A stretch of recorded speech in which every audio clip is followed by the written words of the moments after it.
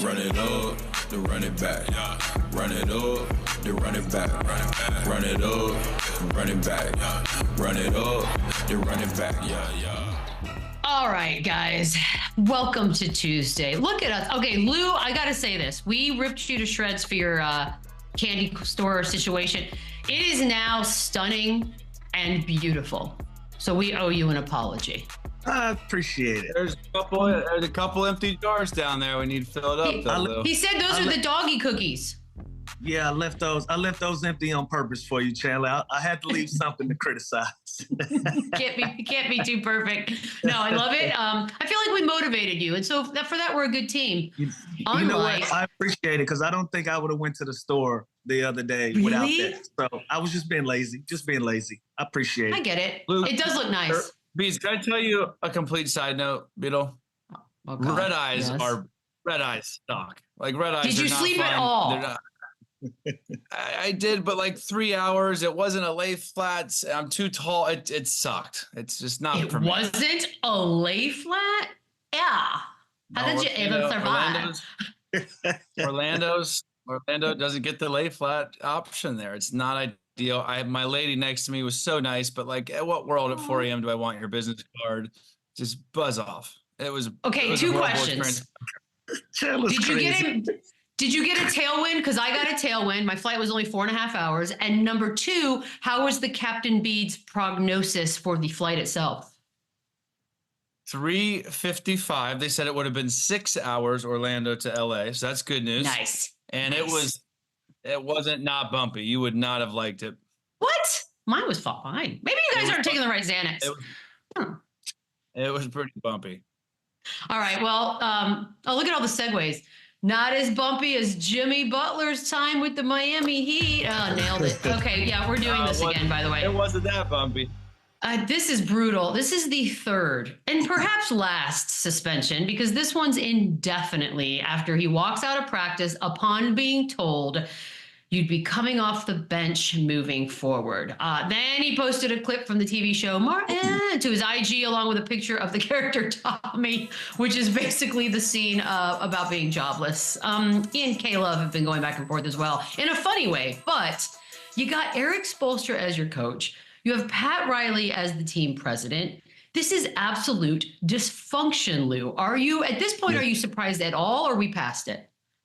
No, not at all. Well, I mean, why always be surprised? You know, we've seen Phil Jackson have drama with players. We've seen Pop have drama with players. Jerry Sloan, Larry Brown, Doc Rivers, you name them. No coach as legendary as they are is immune or excluded from having issues with players, you know, and usually it comes at a time where guys are at the end of their careers and they're still fighting for that last piece of respect, privilege and all-star abilities and what they have left in the tank. So, you know, this is no different.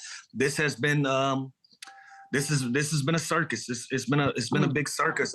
You know, this is one for the books, but it's a lot of different layers that goes into things like this. But you know, this is crazy. But no, I'm not surprised at all. This is bad, Chandler. I'm not surprised. This is bad. But the Kevin Love thing's interesting. And listen, I think it's wildly funny. I loved when he first did it. I'm all about a good little petty little bit here, but this is getting out of hand, right? And if I'm Pat Riley, I'm the Heat, I'm Spo, I'm this whole organization. I can't love that, you know, one of my vet, you know, current players are hopping on this, making even more of a mockery about it. And again, I don't think we've seen at this point so far, just because he's Jimmy Butler and he has a huge following. And nowadays with social media, this is just kind of something that comes with it, where every player has a voice, every fan has an outlet. Everyone, you don't have to do media after the game because you can just go to your own platform or your own podcast and you can cause a stink. And that's exactly what Jimmy Butler's doing. So at the end of the day, they're kind of making jokes about a very delicate situation. And it's kind of a tired act, in my opinion. And it's becoming, it's too much of a headline. Every single day, it's something. It's suspended this, it's suspended that. He did this, the hair, the shoes, like, it really is. And listen, I'm not one to judge usually on these scenarios. This is exactly some kind of stuff that I would do in my career, but this is getting a little bit out of hand if I'm being honest. Well, I told you 2 weeks ago it was going to get worse. I He told did. you it was going to get worse. Like there was no solution in sight with neither side. Nobody was budging. Miami Heat, they have all the leverage, and Jimmy Butler feels like he's going to stand in the paint and go toe to toe with these guys about what he feels like is important for him to move on with his career. So I told you there wasn't a light at the end of this tunnel with these two sides. It was going to get worse, and here we are. So here's my thing, right? Because obviously Spoelstra's being asked about it, about how teammates are dealing with it. His quote is, "I don't know. I don't really care." We already seen sort of how Kevin Love's dealing with it. He's kind of memeing it up on his social media. And I agree with you, Chandler. It is entertaining, but I also understand that it's probably a little sticky of a situation within the confines of the building. But if you're the other teammates, not named Kevin Love, are you saying anything? Do you feel like you can say anything, or are you just going about your business at this point, Chandler? Well, you're also talking about the two main vets on this team, right? You're talking about Kevin Love. And this is what Lou have been talking about this whole situation, that clearly the players in that locker room haven't to this point taken it personal. They haven't taken it that seriously, or else Kevin Love wouldn't be having this kind of banter with him for the whole world to see. So clearly that hasn't crossed a line where it's driving a rift between Jimmy Butler and his teammates. Now, is it getting kind of annoying? Is it getting kind of exhausting having to talk about this? And we're talking about this more than Tyler Hero having a career year, all-star year. Like that to me is where it gets a little hairy. We're like, okay, now this is getting to the point where it's selfish. Now you're completely you are the headlines of our team. When we have a kid that's absolutely balling, it's going to make his first all-star game. We're in the Eastern Conference where it's wide open. We're still kind of in an okay position to kind of make a move to kind of attack this year and be right there come postseason. So it just shows you that this can happen anywhere. And this is the whole big Heat culture, right? This is the Godfather, Pat Riley, and Spo, one of the most respected, best, highest paid coaches of the NBA. And this is happening to them. So it shows you it can happen to anywhere. When you have a star player that's not happy, that doesn't want to be there, this can mess up the whole situation. And this could make it all about this. And think about it. Every show, how much has happened the last 2 or 3 weeks? Great games, great highlights, great individual performances. Opened up the show 80% of the time talking about Jimmy Butler. So if that's what he's trying to do, it's working. I know he's trying to push his way out, but I think he's met his match with Pat Riley. I couldn't help but think when he was in the shoot around and then Hayward Highsmith got the starting nod over him, like they should extend Hayward Highsmith and like really sign him to a 3-4 year. Like I don't even know. I can't even begin to guess what's going to happen next, because this has become such a circus. Lou said the word circus earlier. It's exactly what it is. This is a circuit. This is bizarre. Crazy. We've seen it in Philly before a little bit, right? We saw it with AI. We saw it with Ben Simmons with not playing, suing the team for not paying him. So so this has happened kind of before, but not quite like this. Listen, but let me, for people on the outside looking in, Chandler, let's break down the layers of relationships. Usually with an organization, it's player to player relationship, player to coach, player to front office. So a lot of times when players are going through it with a coach or with the front office, the players are on each other. I'm on your side, bro. I want you to get what you want out of it, because at some point in your personal career, you're going to also go through contract negotiations or scenarios where you feel like you should be playing here or there, or your joy is gone.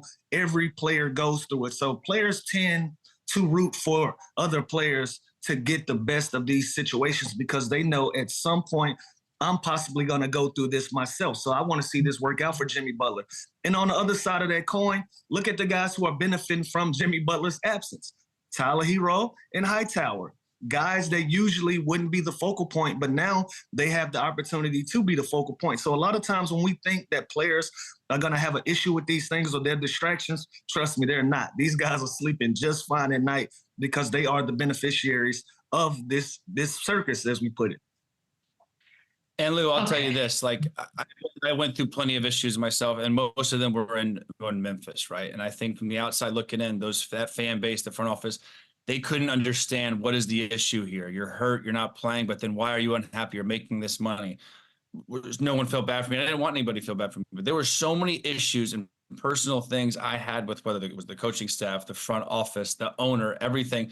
And that never once drove a rift between my teammates. Mike Conley, Tony Allen, Zach Randolph, Marc Gasol, all those guys, if anything, they had my back. Now, I don't know how much they had my back when they had their one-on-one talks with the front office, because At the end of the day, I got sent home and suspended and then eventually traded. But it never caused beef with my teammates. I never let it become a personal distraction with my guys, because I have a different dynamic with those guys than I do at the front office. And I'll even tell them, look, man, like I'm on the edge today. If this dude says something to me, I'm going off. Do not take this personal. So I guarantee you there's been some sort of dialogue with Jimmy and the players, because to a certain point, they're just getting more opportunity. Every day that goes by, every headline Jimmy makes, they're getting more opportunity to fill in his spot, more minutes, more reps, and at the end of the day, more money for them if they produce. So they don't care. This is more about Jimmy Butler and his future and the Heat organization and how they'll handle this next time it happens. Can I ask, so all of this is going on, right? And all of this is against the backdrop of Jimmy Butler scheduled, and obviously now that he's been suspended again, there's money just being burned, but all to make $100 million in 2 years, this year, next year. And clearly that's not what he wants more. He wanted an extension. He didn't get the extension, and the tantrum began. Now, my question is, who's trading for him at this point? Like, if you're any other team and watching this, because to me, this took a whole nother, this is bad. The fact that you are now indefinitely suspended, who out there is watching this going, you know what's going to put us over the top? That guy right there. Chandler, is there somebody that's watching this and thinks I want him? I mean, nobody's watching this saying, okay, this is what I want on my team right now. I want the whole circus act on my team. Now, if you can put that aside, you can see the production Jimmy Butler as a basketball player can give you. That's one thing. And obviously, if you did this in Miami, he goes to the next place, he does it again, he's done. He's 35 years old. So you would expect him to be on his best behavior wherever he does get moved to, or wherever he does sign next. And again, we're talking about a 35-year-old kind of aging star who's not quite the player he once was, but definitely still productive and can help a good team. So by any means, is this like a good audition for the other 29 teams? Hell no. It's only hurting his value. It's only hurting his stock. And it's hurting his stock way more than the Miami Heat free agent. You think if someone offers a free agent this summer $30 to $50 million a year to go to Miami, they're going to be like, well, remember Jimmy and them didn't get along? Like, they are going to care less, and they're still going to go there, and they still respect the Heat. And they still are going to want to play for Spo, who's a top 3 coach. I said 5 earlier. He's probably a top 3 coach in the NBA. So I think this is going to honestly be worse for Jimmy in the long run. But again, this is Jimmy's picking his battle. This is who he is. He's a personable, outspoken dude. He's done this before. So he's clearly okay with whatever consequences come out of this. This can't be good, Lou. This can't be good. Can't imagine anyone wanting this. No, I mean, it's not good, but also, and I'm a Jimmy fan, by the way. I just think this has gotten to a different level. You know, I understand staying your ground, but it's like, brother, you have no leverage. You know, what happened in Minnesota? There was a force out. Philadelphia, there was a force out. Now here we are in a very short time span where we're looking at another force out. In this particular time, you just don't have the leverage to try to accomplish what you're trying to accomplish. So at this point, the only thing you can really do is opt in, get your $50 million, and figure it out from there. Like, that ain't a bad consolation prize. But I also understand. But is that realistic? Like, is he going to actually opt in and then keep doing this for a whole nother? Like, I don't get it. What's the plan? I'll quit FanDuel if I have to keep talking about this next season. If he's not moved, Chandler Parsons. This is becoming a disgrace, Michelle. Like, we're talking about, there were some great games last night. We're still talking about, like, this is a mockery. This is a disgrace. It's got to end somehow. Someone throw in the towel. Jimmy, you're rich. You got big face coffee. Like, give in. Just go finish your career. You'll live forever. Go finish your career on a high, and don't be remembered for this. But we all understand if you're unhappy, how miserable you can be when you're in a scenario when you can't just find your groove, and it's bad. It's like a bad breakup, and you and your girl can't afford to move out, and y'all just stuck in that house with bad energy every day. And it's like, listen, if you don't leave, I'm gonna renew the contract on this lease, and we just gonna be here. Like, that's what we're dealing with right now. It's like, what are you to do? But again, at this point, you don't have the leverage to push the buttons that you would like to push. And if I'm other teams, I'm not running into a burning house to try to save this thing. where I'm probably good as it is. Like, will you make us a championship contending team? It's only a handful of teams that he can change that over there, right? But if you are those teams and I feel like I'm already in the conversation of being a contender, I'm going to take my chances without the drama. There it and is. Again, and by the way, 2 weeks ago, that we weren't like this. Absolutely. Yeah. Everything changed. From the outside, from the outside looking in, you see this dude's slotted to make $50 million. It's well beyond the money at this point. This is the personal relationship that's gone sour. No amount of money can fix this. Like, so I understand the normal fans, like, that's so much money, just shut up and play. But like, there's been relationships that have been broken. Clearly he felt scorned and dishonest and disrespected throughout this whole process. And maybe one day we get all those details. Maybe. But I'm telling you, when you are miserable, it doesn't matter. I was the most miserable I've ever was in Memphis. It's the most money I made. So I can relate to him, where it is just not fun going to that facility every single day. Okay, but there's being scorned and there's being realistic. You're 35 years old, dude. They're not giving you a 3 and 4 year extension. Like, what is this? Be real. You got to be real with yourself. But and again, I'm a Jimmy Butler fan. This has been such a bad look. It's a bad look. And there were good games last night, guys. And we're going to get to some right now. Thank goodness. Rockets, Celtics. This one's fun. You get a Dylan Brooks 3. Okay. You get a Şengün moment here. That's going to go ahead and take the lead in this bad boy. But why not? Tatum, tie this thing up. You can do that, right? Yes, I can. And who wins it? Thompson, his very first game winner. He had a career high 33 points, 10 rebounds. Afterwards, he said, yeah, that was his first. And he felt like Kobe, Chandler, the guy you don't think's top 3. I love this for him. What'd you think about the ending? I'm just kidding. First of all, this game was insane. I don't know if it was a lead offense down the play. It was just horrific defense, but they were just easy bucket after easy bucket with the game on the line. And he used his body well. I think they got confused on the switch off that initial sideline action. Jaylen Brown was a little bit late, and then he was able to kind of get the best look possible, right? He bumps him right here. He's got an uncontested, basically floater in the lane for game. This was a great game. This was an awesome move. And this kid, by the way, he's on the rise. We haven't talked about him much, but in his brother too, it's like they're both kind of turning it on at the same time, which is funny because they're obviously twins. But kid's so athletic. He needs to kind of develop his jump shot a little bit more and become more consistent, but he can do it all. He can defend. He gets out in transition. I'd love to see him in the dunk contest. The kid is bouncy. But this is a huge win, and this is what Rockets do. The Rockets play hard. They grind you down. They're going to put themselves in situations to win every game just based on their style of play. And Udoka's got these dudes playing. That's a fun one, Lou. It's also fun to just feel the excitement off of him. So young.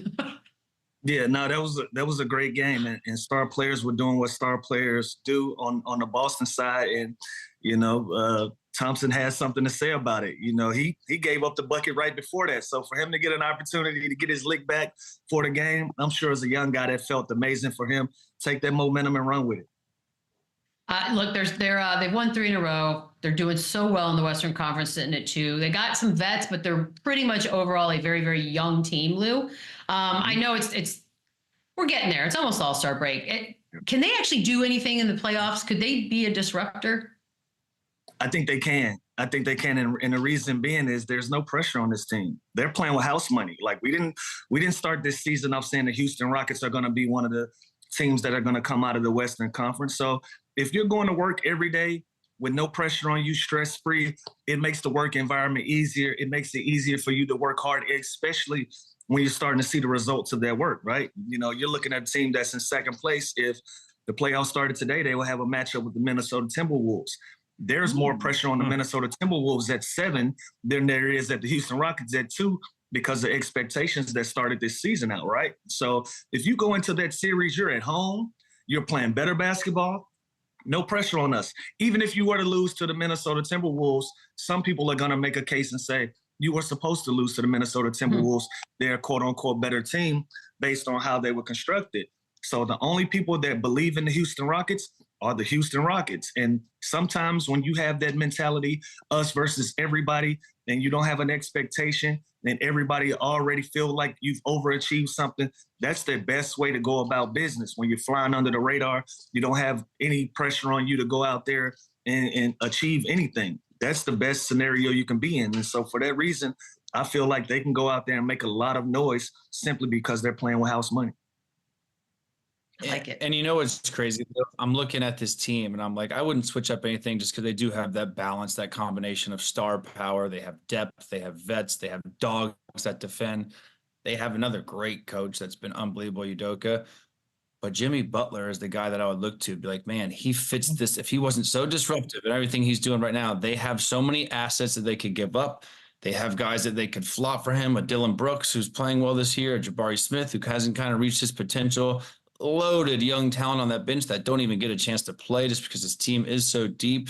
So again, it's almost kind of getting to that thunder category where I wouldn't shake it up yet because this team is on the rise, and I wouldn't bring anything else to kind of offset that. But they are, I think, a piece, like a real star piece away from kind of being a contender. Right now, they're not a contender to me. I think they play hard. They're disruptive, like we said.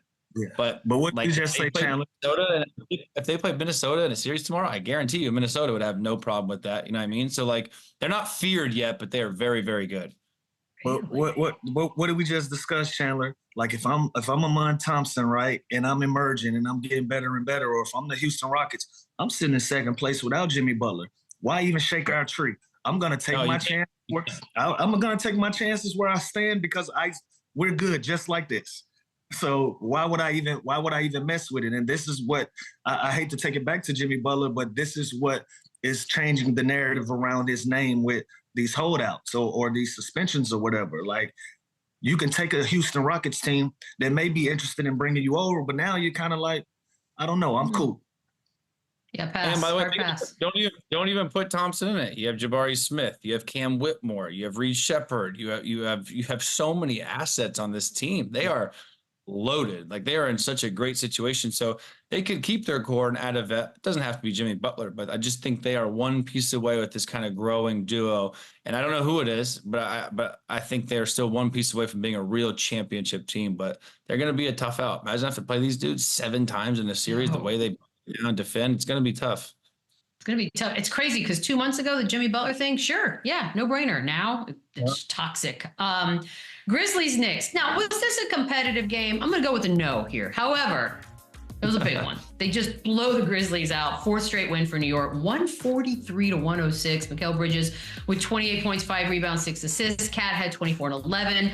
The Grizzlies are 3rd in the West, so this is no slouch Grizzlies squad. But then you put up a loss like this. It's in the Garden, fine, whatever. Does that do anything, Lou, as far as change your opinion on just maybe how good they are at the moment? No, it's a bad night out. They hadn't had a lot of nights like this, but it's a bad night out. Sometimes when a team jump out on you early, you can't really recover, and it turns into a I forgot we were a family show. It turns into a butt whooping. I've been on a Clippers team that we were projected to be one of the contending title teams of that year, and we were down 50 to the Dallas Mavericks at halftime. It's just a bad outing. Sometimes you just get whooped on, and this was no different for the Memphis Grizzlies. I don't look into this game too seriously. I dust my shoulders off and I keep moving forward. I still think they're one of the best teams in the West right now. Yeah, and they are. And it's funny, anytime a bad loss like this happens in a New York or a Miami or in LA, my first thought is they went out last night. Like I blow past it. I say they probably had fun, and it's one loss in an 82-game series. And this team, again, they haven't been great against elite teams, not at all. You see right there, they are 12 and 11, basically one game over 500 with teams that are 500. They're also handling their business, and they're showing that they are a mature team. Obviously, you want to see them compete. You want to see them win against the best. They haven't done that. But this team, just like Houston, no matter who draws them, this is not going to be an easy series. They play hard. They play fast. And John Morant, think about it. He's kind of taken a step back with his numbers this year, with his usage rate, with his scoring, with even his minutes. I don't think that's a bad thing because they also have so many other guys that can contribute. They have so many guys that can give you production. They're a team that can win when they hold you, and they're the team that's capable of holding you in the 90s, low 100s.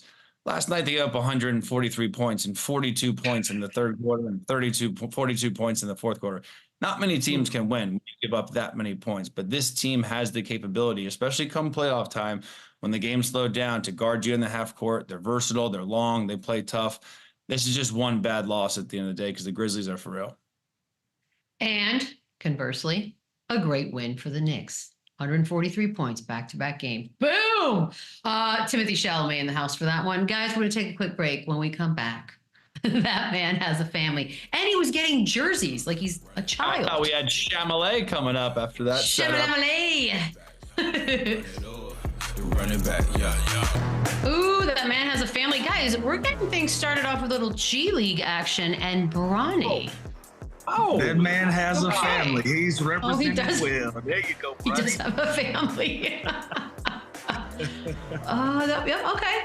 Okay. There you go. I got nothing bad to say. Well done. I think Did he just get hit in the nose? Is that what's happening? The idea of this segment is that the guy that gets dunked on has a family, right? Not Yes. the guy. It's a great point. I flipped it around today. And by the way, I just went with it. I just followed Lou. Oh. Okay. Low key, one of the best shot blocking wings in the NBA, Peyton Watson. Yeah, that's Gotta keep rough my for Julius. Anyway, Not a lot of good Julius Randle stuff lately. Still got it, unfortunately. Yeah. Quentin Grimes. Hey. Oh, well. Atlanta. That's rude. Cornette. What are you doing, Cornette? Don't do this. Why would you do this? That was A never white gonna guy work. gets blown. A white guy gets blown by for a white guy to get dunked on. Chandler, he should know that the verticality drill is for guys like him. Hey, what are you doing? We take you charges, Duke. We take charges and we foul hard. Yeah, even Zach Edey. Why are y'all in the air? Stay on the ground, fellas. Stay on the ground. Why? Oh, no. Edey's tall enough where he's got a challenge. He is. As a big, you're going to get banged on more often than not, unfortunately. Yeah, I feel like this is a little more embarrassing because the size is okay. Well, here you go, guys. There you go. Get your lick back. Yeah. Get your The lick sports back, god Cornette. giveth. Lick back. Just Yeah. there it is. I got There you nothing. go. Doesn't even see him there. 2 feet, 2 hands. On his head. Dorius Finney-Smith. Yes, Hey. always. We'll take all of those. Uh-huh. Where did he take off from? From the dots. Doesn't matter. My God, Right in his Miles face. Bridges. Miles Bridges, you're going to have to write a diss song about that one, my brother. Eat it, Miles. Welcome to the Lake Deuce. Show. Hey, go, oh, Deuce. Deuce with Deuce. with the I didn't know he comeback. had. I didn't know he had all this, Lou. Yeah, Me this is neither. special. He's getting some real minutes. See, these guys, he's taking What's happening, advantage Dom? of the minutes. Damn right, he's getting on minutes. He's playing for a Thibodeau team. He's a 6 man. He's probably 35 a game. Giannis. Well, We've seen that movie 1,000 times, Giannis. And not Micah Potter. Fellas, y'all gotta stay on the ground. I thought y'all take charge, Taylor. Didn't you say that the white? You said the white guys take charges. They've been dunked on 3 out of 5 teams. Get out of the way. why don't you do like a clinic, Chandler? I feel like you could do a clinic. Flagrant fouls, charge, or get the hell out of the way. It's what we do, Micah. Gosh, Who's we? Who's we? white guys. Oh, the White white. guys. The what? I can't. All right, let's go to some games, shall we? We're doing Clippers Suns. We're doing Clippers Suns. All right, let's do some Clippers Suns, shall we? Suns. This was a late scare for them, by the way, but they survived it. 111-109. Devin Booker with 26. Kevin Durant with 24. They've now won. Don't look now. 9 of their last 12. I mean, Chandler, we keep waiting, thinking. We had Eddie Johnson on yesterday. They're going to make a move. Or is it time? But 9 of 12. Do you start to reconsider the move making? No, you don't. Okay. I think you trade. They're in the 8 yesterday. though. They worked their way down. They're in the conversation. You know Let's what, though? give I credit really where it's took due, Chandler. I mean, yeah, they're going to win games. Look at their roster, Lou. They should just win a lot more games than they have. The problem There you is go. the problem is they add a point guard, right? Tyus Jones, who I love, a dear friend of the show. They add Monte Morris, who I actually also love. So now you have 2 legit point guards, but Monte Morris barely plays, and Tyus Jones is just kind of a setup guy. So you have 3 just go get you bucket scorers. So when you watch them play, they still don't really have a flow to their offense. It's almost like a pickup game where KD gets one, let's go back. Then as soon as he misses, Book's turn. As soon as he misses, now you got Brad Beal off the bench, who's, I don't know if it's his confidence issue, but he's not even playing like the elite scorer he once was. So you just have these three guys that at the end of the day kind of all do the same thing. And so it hasn't worked. And again, talent can only get you so far in the NBA. And they're going to win a lot of games just based on that. Because on paper, even their bench, they have a stacked roster, which is why me and Lou drank the juice on this team getting a lot better, because we thought, okay, Devin Booker is not playing point guard. He's back to his natural position. They have real setup guys. They have bigs that are solid, that's serviceable at Plumlee and Nurkic. Nurkic said he hasn't talked to their head coach in 2 months. I don't know if we talked about that. That's my that's weird. Is that not normal? Is that a thing that's is that a thing? My eggs Benedict, and it's not supposed to be here till 11. No, God, that's you not. are such a I got jerk. it, Chandler. Go. I got it. Go get your eggs. We'll go to Lou. I got you. Nah, look, I think this is I think this is good for this team. As much as we've criticized them when we've talked about them, they're putting a nice string of wins together, and this is a great time to do it. Going into the All-Star break, now we might see a different version of this team coming out of that break, but this is good momentum for them leading into it. By the way, you guys are not silly for having bought into this. Who wouldn't buy into this team, this roster, the moves they made? We thought that was the big fix. I feel like everyone bought into the Suns. Every single person anywhere. I mean, you should. You got Yes. Kevin Durant and Devin Booker. Come on.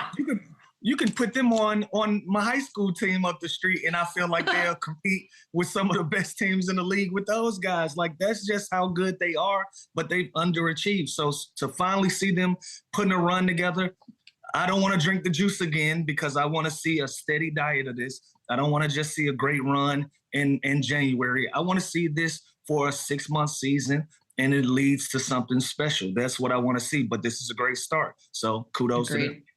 And by the way, you mentioned the Nurkic thing again. No, that doesn't usually happen. There's certain points where you're ducking a coach, you're ducking an assistant coach, you can't stand him, whatever. But there's usually some sort of dialogue before a press conference. So the fact that obviously Nurkic was in and out of the rotation, they ended up starting Plumlee a little bit, and then they go and trade for a Nick Richards, who's the exact same position as Nurkic. This is clearly a relationship that's also gone sour. It's just not going to get as many clicks because Jimmy Butler's kind of taken that whole category over. But it's not a good situation when you have a relationship like that mid-season on a team with such high expectations, and you're the starting center and you're supposed to play a valuable role playing off these three superstars.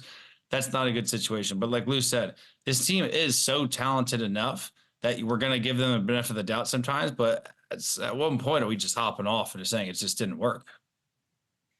I mean, the Nurkic, he's 30 years old. I would think they'd move Nurkic. I feel like his soon future, the future right away, is going to be a little bit brighter than perhaps Jimmy Butler's. Just I also don't think Nurkic is the problem, but yeah, sure, they could move off him. They got to get off Brad Beal, and then are they going to really do a lateral move to Chicago as Zach LaVine? Is that just a fresh face enough to change up the kind of the aura in that locker room? Who knows? But it's just the Jimmy thing. The Jimmy thing in Miami, something's got to give. They got to go with a less more approach. Go with a less is more approach. Listen, get Bradley Beal in a position where he's happy, where he's comfortable. He's back to being a 1A, 1B guy. Allow Kevin Durant and Devin Booker to be themselves and put a lot of hard workers, guys that's going to do the dirty work around them. Philly in 2003, 2004, 2000, 2001, when they went to the finals against the Lakers.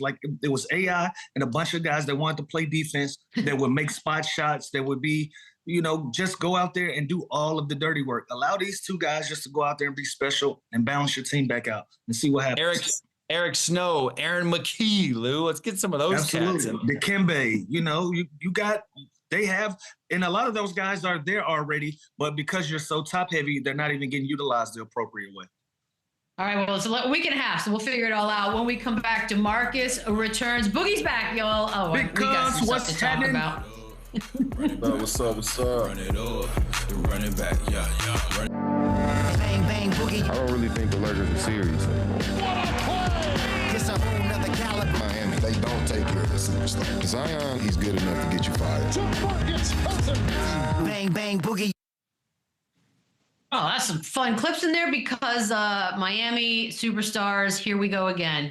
DeMarcus Cousins. Why did is you back. make that highlight? Why did you make that highlight, Israel Beadle? I don't even know. Trust me, I went like this. Ugh. But yeah, I don't edit, Chandler. I don't know if you figured this out. Dude, we just talked about this, Boogie. I feel like each time you've been on, there's been another level to the Jimmy Butler saga. And now we are at this ultimate level where he's just suspended indefinitely. Where are you on this? Are you starting to turn on him? Or are you thinking he's still justified? Like, how are you feeling? I just feel like it's a bad breakup. It's a toxic breakup. At this point, it's time for both sides to, go their separate ways. I think it's best for both sides. I don't see this situation getting any better. And at this point, I feel like, Jimmy is being held hostage. Obviously, you don't want the guy there. You don't see him in your long-term vision, and he doesn't want to be there. So I think, getting a deal done is better for both sides, and it's just a matter of time before it's done. Yeah, Bug, the dude's been suspended 3 times. He's missed team flights. He's left shoot around based on not starting anymore. They're questioning his effort now. If you're one of these other guys in the locker room, and I just said before this, I said, I've had my deal with staff and organization. It's never lingered with a teammate. But if you're Kevin Love and you're not joking on Instagram about it, or if you're Bam, what are you saying to this dude? Are you just, hey, just stick with it? It's going to light at the end of the tunnel. Like, what do you say to him? I don't think there's anything to be said. As a player, we understand the business of basketball. We understand how nasty it can get sometimes. And at the end of the day, I think the only thing that should be respected is the memories that, this team has had. We know what Jimmy has brought to this organization. We know how far this team has gone with Jimmy being, the leader of the ship. Respect it for what it's worth. But, it's the end of the road. It's nothing else there with them moving forward. As a player, you have to respect Jimmy for what he wants. He wants what's best for him as an individual, and that's the business of basketball. The organization wants what's best for them, so I don't really see the difference. I think they both want the same thing in a different way. So it's just time to move on, as simple as that. Stop dragging this shit out. Excuse my language. Stop dragging this thing out and, just get a deal done and let's move forward, because at this point, it's just going to continue to get ugly. Yeah, each day there's like a new update. It's never good. Moving over to the Suns for a second, because there's another bit of a seemingly disgruntled situation with Yusuf Nurkic, who said that he did not talk to Coach Budenholzer for 2 months. And I asked the guys before you came on, like, is this something that happens? 2 months seems like a long time. That's not normal, right? It's not normal, but at the same time, I feel like this is a guy that's thinking a little too much of himself. I don't think Phoenix views him as, that catalyst of a player to where the point where his feelings or his emotions or his opinion even really matters. He's a guy in there that's a role player, and he's there to fill a role. Their 3 main guys are the highest paid on the team. So to even, come out and speak on that, I think it's kind of foolish on his part. But, even with a championship coach like Bud, I know for a fact he doesn't care. So, and it's proven. So to even come out and say that, you're only hurting yourself. Nurkic, just sit back and, wait your turn. You're not that guy, Bud. You're just not that guy. So that's the part. I know, but listen, I can attest to it though. Bud, he's an acquired taste, man. He's one of the coaches. He's an acquired taste. He's gonna be honest with you. He's gonna be upfront. It might hurt your little feelings. It might get under your skin, but you're never in the dark with Bud. That's one thing I can say about Bud. You're never in the dark with him. Absolutely. Oh, absolutely. I respect that.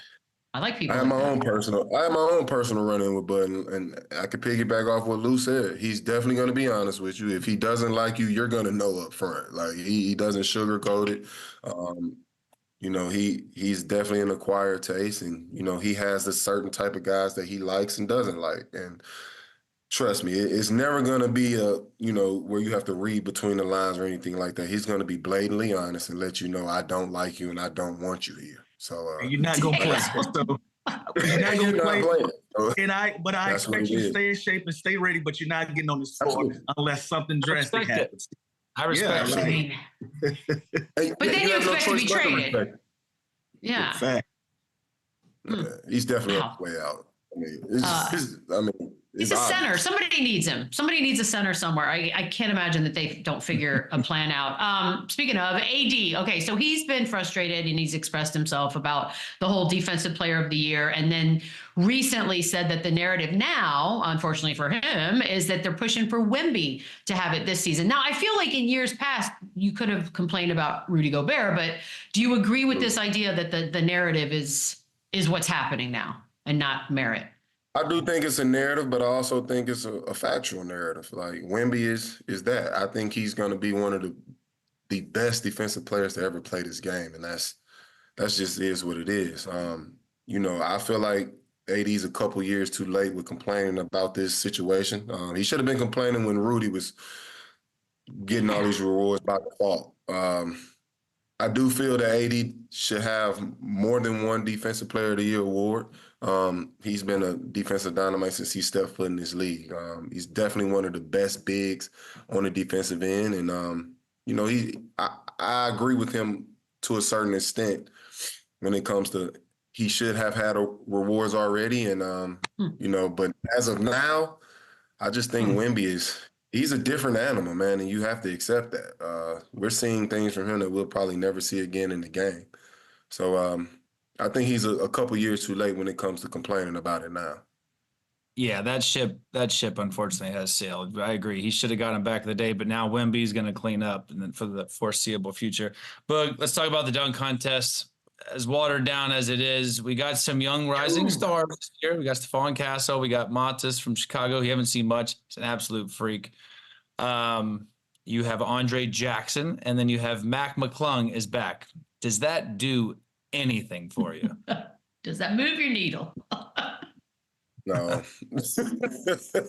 I mean, it's only so Mac many. McClung can make history. The first person to ever back to back to back. Mac McClung and the Chiefs are going back to back to back. It looks like. I mean, that's cool story, but I mean, the dunk contest it's watered down. It just is what it is. It's only so much the human body can do in the air. But you know what? We've seen it all.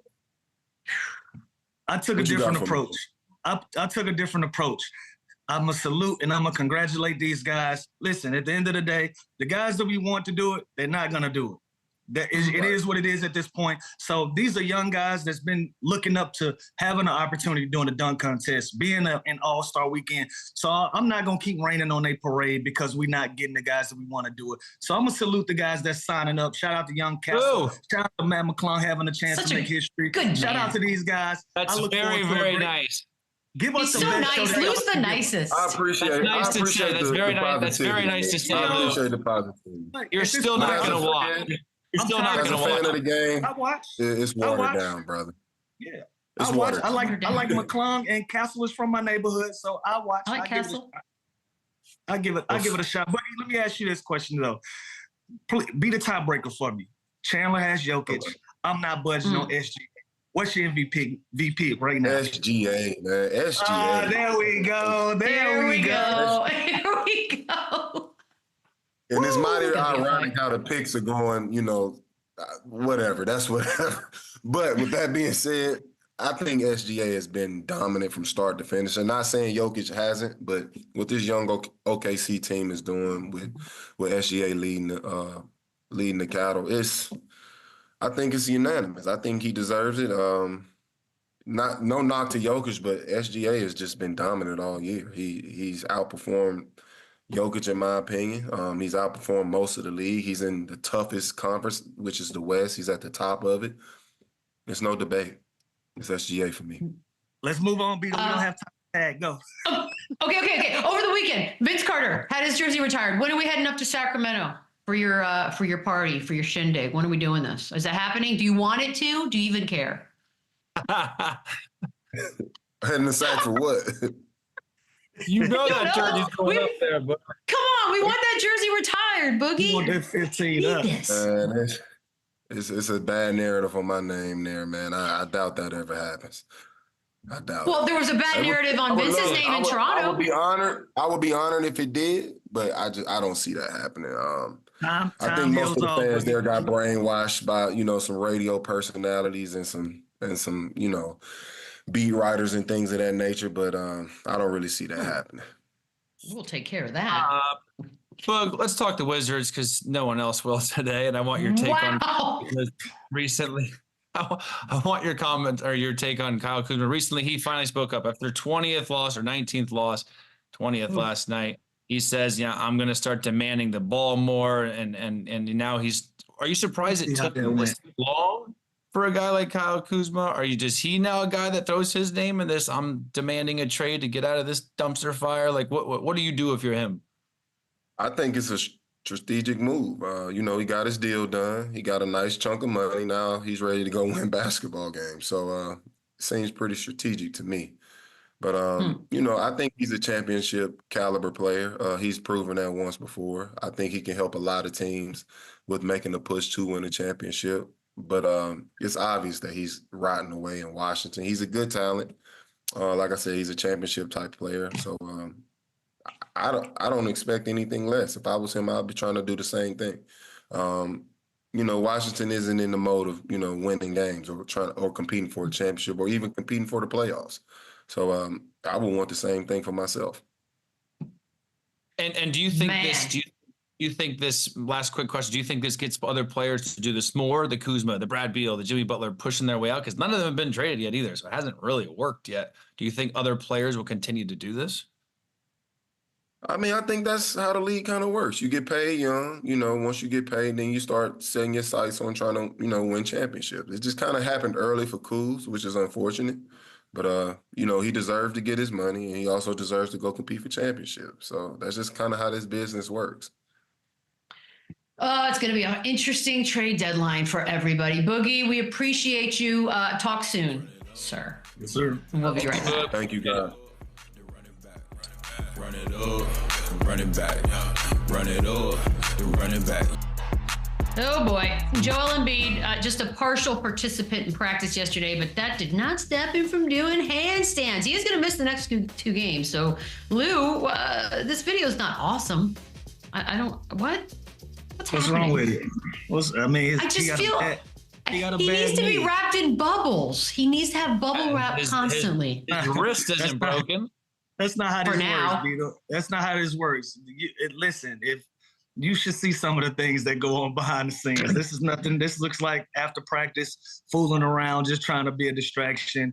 I'm cool with it. I'm used to seeing basketballs getting kicked around, all types of stuff. He just listen. Could he have better social awareness with the media coming in? Fine, but at the end of the day, if you know Joel at all, he's just a good time. He's a jokester. He's a prankster. Like, come on. Until he lands on that knee in a weird way, and it adds to the problem. If he gets hurt doing a handstand, if he gets hurt doing a handstand, he shouldn't play anyway. That's not the world we live in, realistically. Like, hurt doing anything. What are we talking about? All right, you know what? I know. We'll continue that don't this mean conversation. you stay at home and shiver up. You go live your life. Bubble wrap, Lou. Bubble wrap. See you tomorrow. Run it back, run it up, run it back, run it up, run it back, run it.